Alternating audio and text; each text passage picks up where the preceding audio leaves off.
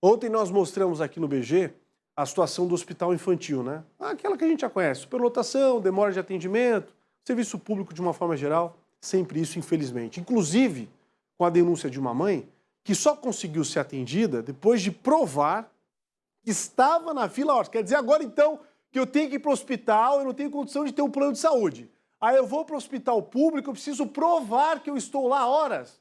É o fim da picada, né? Para falar sobre o assunto, nós convidamos a diretora do hospital para trazer mais detalhes ao vivo para o Paulo Mira, que está lá para esclarecer as informações que o usuário, mais uma vez, tem sofrido na fila de emergência. Oi, Paulo. Polito, é aquela situação que a gente mostrou, né? Longas filas de espera aí, que tem toda uma problemática envolvida. A gente sabe que há falta de profissionais, há falta de infraestrutura.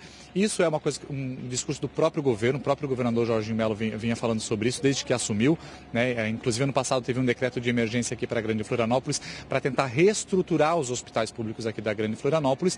E agora a gente tem várias doenças ao mesmo tempo acontecendo, o que está sobrecarregando as emergências.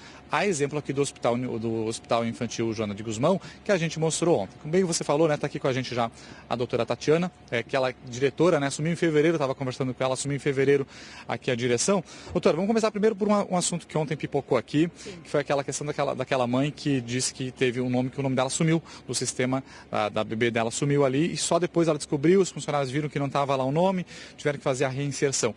Isso é algo frequente? Como que vocês estão avaliando essa situação? Boa tarde. Não. Boa tarde. O que aconteceu ali no sistema foi uma falha, realmente. Nós averiguamos e realmente isso aconteceu. Isso não é comum, isso é raro. Então, nós verificamos que o nome da paciente, então, ele saiu do sistema, mas que não foi retirado. Ele apenas foi uma falha do sistema. Isso, o departamento de informática de vocês já está avaliando isso para que isso não aconteça de novo? Qual que é a solução que vocês vão dar para que isso não se repita?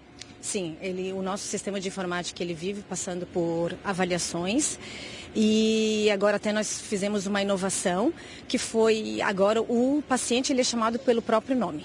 Doutora, a gente percebe, né, até atrás da doutora, tem uma obra que está acontecendo aqui no Hospital Infantil, que é uma obra de ampliação, né, para a espera, né, desses pacientes que chegam até aqui, né?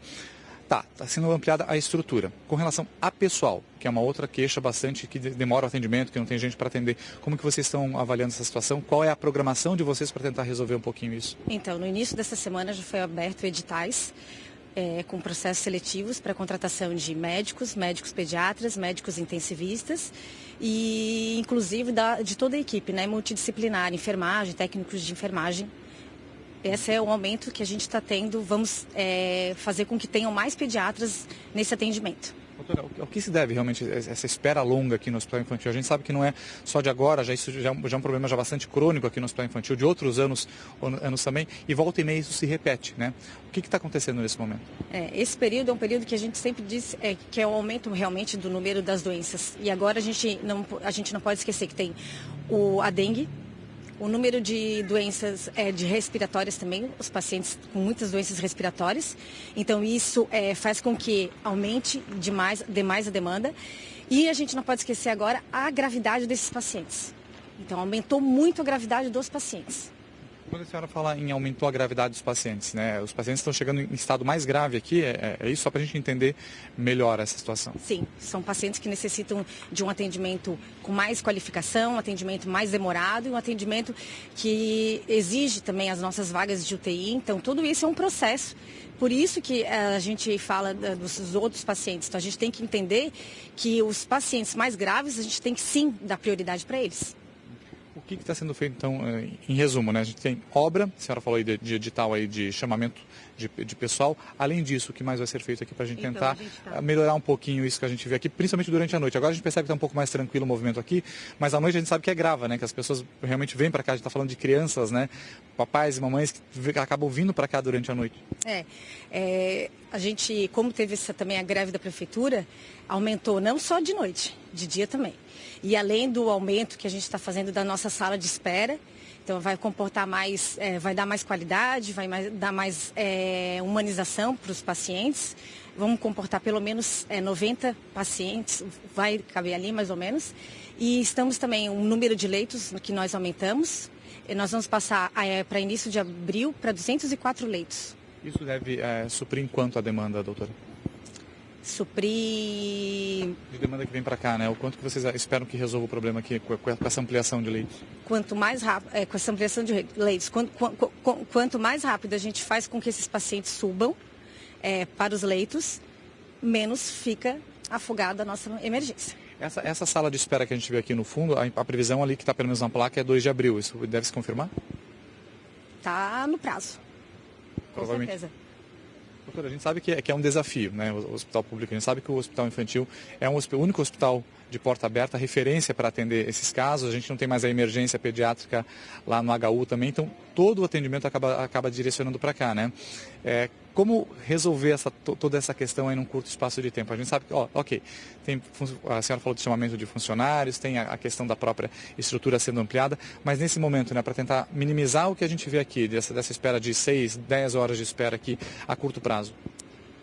Então, a gente tem que contar também com, a curto prazo, a gente, com todas essas demandas, com todos esses aumentos de leitos e de tudo, isso vai conseguir fazer com que diminua realmente a nossa demanda aqui da porta. Doutora, a gente tem outro problema também, que muitas das pessoas que vêm para cá poderiam ser atendidas, por exemplo, na rede primária, né, em postos de saúde ou antes de vir para cá, né? Queria que a senhora até passasse alguma orientação para as pessoas, né? Em que momento que realmente a criança tem que ser trazida aqui para a emergência do hospital?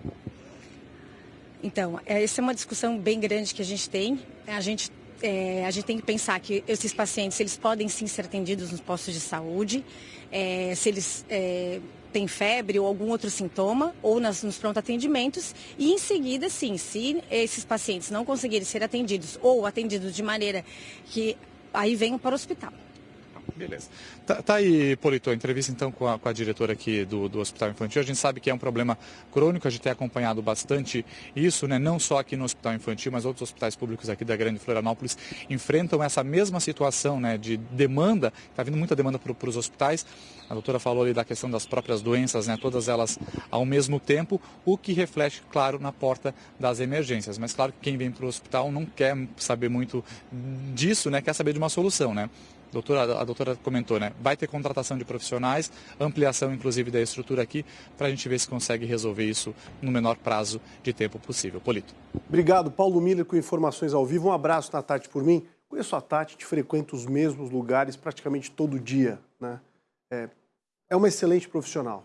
Nós temos grandes profissionais que trabalham no hospital. Isso acho que é claro para todo mundo, né?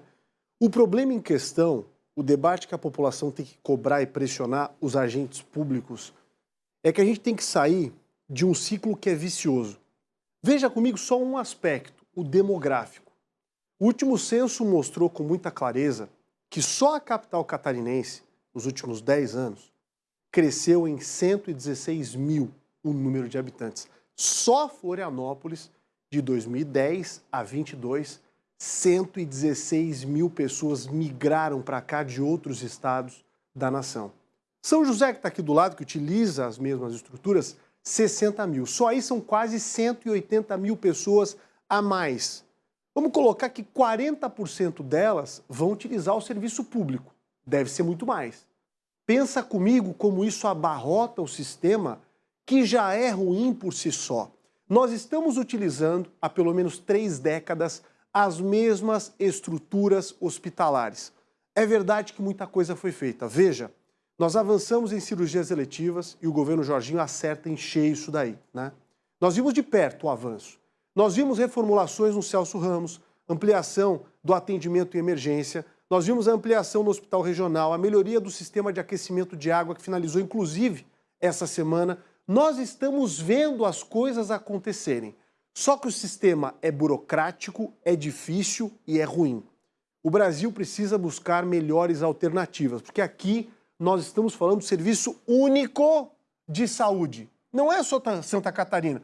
Se você for para qualquer estado do Brasil, você vai encontrar o mesmo problema, as mesmas dores, as mesmas dificuldades. E os funcionários do hospital fazendo das tripas coração, né? Estão fazendo de tudo para atender da melhor forma, mas estão sobrecarregados, estão numa situação de pressão muito grande e ainda estão enfrentando outras questões sanitárias, como a dengue nesse momento, que obviamente atinge os hospitais. Muito semelhante com o que aconteceu na época da pandemia. Veja, Estamos com 100% das UTIs lotadas. E eu não estou vendo ninguém levantando plaquinha Viva o SUS.